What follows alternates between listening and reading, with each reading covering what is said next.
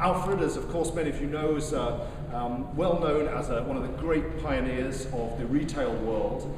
He also, more than any other single figure, is responsible for the modern auction market that we all know and love.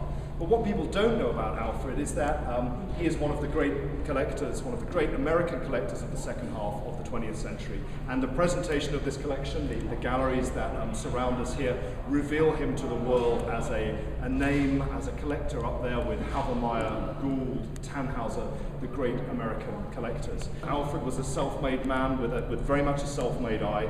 All the collecting decisions were made by him, often with the advice and collaboration with Sotheby's experts, particularly since he purchased Sotheby's in 1983, but very much a personal and intimate collection that he chose from Raphael to Rothko, from ancient Egypt through Modigliani to Frank Stella. It's really staggering in its breadth and range. Beautiful Picasso of Dora Maar from 1938. For artists, as in this Picasso, who were able to refashion the way that we think about space, the way that we think about line and form, are one of the very important themes in the collection. Picasso, Frank Stella, and many others in their different ways are interested in space.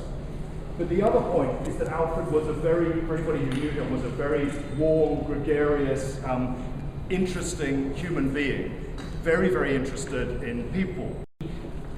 His great love was contemporary art, and the size of the contemporary paintings didn't allow him to collect so much in depth, but the works that he picked were exceptional. So behind me is the masterpiece on the contemporary side, or one of the masterpieces. It's a de Kooning landscape from 1976, which is the crucial year for the Kooning landscapes.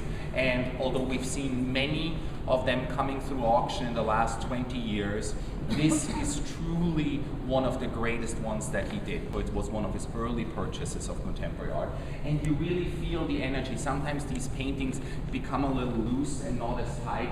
This one really reflects the landscape of Long Island. He's out in Long Island. He has this great vigor to make paintings again after 10 years of making drawings and works on paper and sculpture. He returns to painting. We're quite remarkably fortunate in the fact that we don't just have one spectacular collection in the sale. We are also standing amidst a smaller but beautifully choice collection that comes from Louis and Evelyn Frank, a Belgian couple living in Stade. Mr. Frank's father was also a collector. In fact, they owned the great James Ensor Christ's entry into Brussels, which is now at the Getty Museum. But the star of the collection, or the highlight, is this Van Gogh. It's called A Moving Sky Over a Landscape. It is painted in Arles in 1889. But this canvas has been, in a very geometric way, subdivided horizontally. And what we see in the lower half is an array of somewhat hotter colors. We have this beautiful modulated green landscape with these gorgeous orange, yellow, ochre touches of flowers. There's a couple walking, just two little brush strokes, and we see a couple of the woman bending over. And then above the horizon line, we get these beautiful cool colors. Light blues, violets, gray tonalities. Here it's quite peaceful. Here we have that turbulence, wonderful movement. We have this estimated around the region of 50 to 70 million. This is the third season in a row that we're selling a Van Gogh. We had a landscape last season that sold for about 66 million. We had a bouquet the season before that. So somehow we're becoming the place people want to bring their Van Goghs to. Our star lot and the highlight of the entire auction is Cy Twombly's 1968 Untitled, New York City.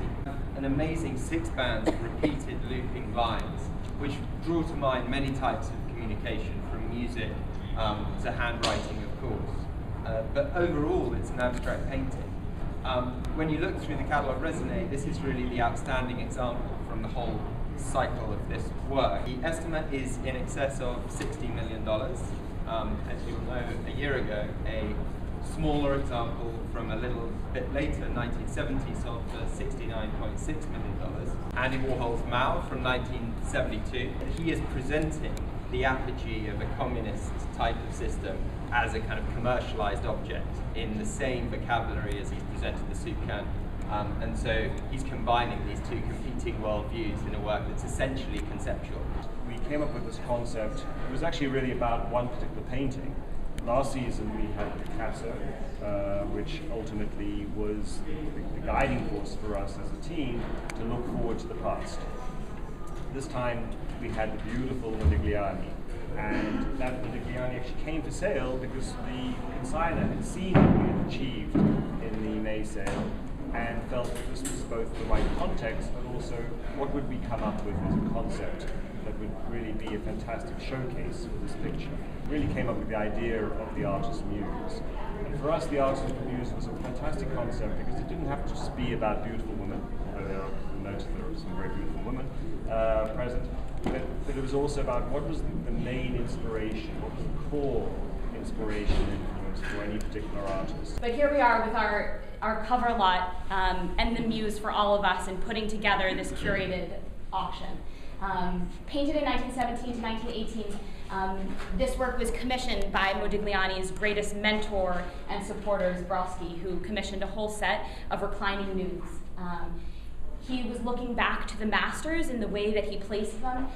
This comes from the best part of this series, where Modigliani places her on this luscious red couch and set off against this beautiful blue cushion behind her. She is sensual, she is self-assured, yet she still has this warm softness because of this wonderful glow in her skin.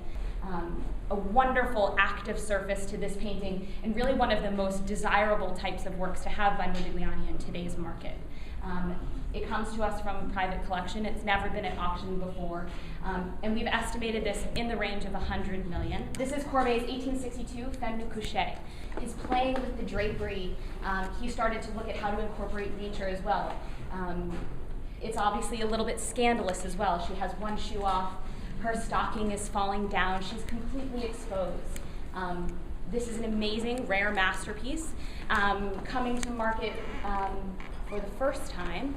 It had not been seen in public since the 1940s until it was exhibited in the 2007 retrospective at the Metropolitan Museum of Art. So really a rare moment to be able to see this work, which was once owned alongside in the same collection as one of Courbet's most well-known works, The Origin of the World. Is his daughter Bella. Bella is actually one of his most recurring subjects. He had many children, over 14, probably a lot more. But Bella is the one that's featured the most in all of his children, basically. He painted Bella about 11 times, and 8 times she is a sole subject. Here is a reclining nude that's totally devoid of eroticism. It's more about his relationship to his daughter, and he paints this when she's in her 20s. And the face is probably the most interesting because you can see how it's the most heavily impastoed, which also makes you think, he went back in over and over over the course of 3 years. Lichtenstein was coming out of a great understanding of art history. And what's very interesting about pop artists, they understood the square format as a way of concentrating imagery. You have no sense of what the outside context of this, and you bring your own. And it's called Nurse, but it was also called Frightened Girl, frightening. So you have what you like to bring to it, but we call her Betty, so she's our own. The cropping is fantastic. I mean, just going to Brett's point, is sort of a little bit of the abstraction. It's a little bit out of focus, out of line. It's just, it's amazing. Drawing was very, very important to him. It's very interesting when you see this painting. It's a little bit like a Freud. So when you come close up, you see he made lots of decisions while he was painting them. The Benedon actually goes right underneath the black. And so he's making decisions. Yes, he's looking at a specific cartoon. At this point, he was really making this by hand and making decisions by hand. And when you compare it directly to the inspiration, the drawing that he made, and it's interesting to see behind you one of the drawings. So this again was inspired by a cartoon image. He totally transformed it, made it into his own drawing, and then created a painting from that. And that's really part of his own process.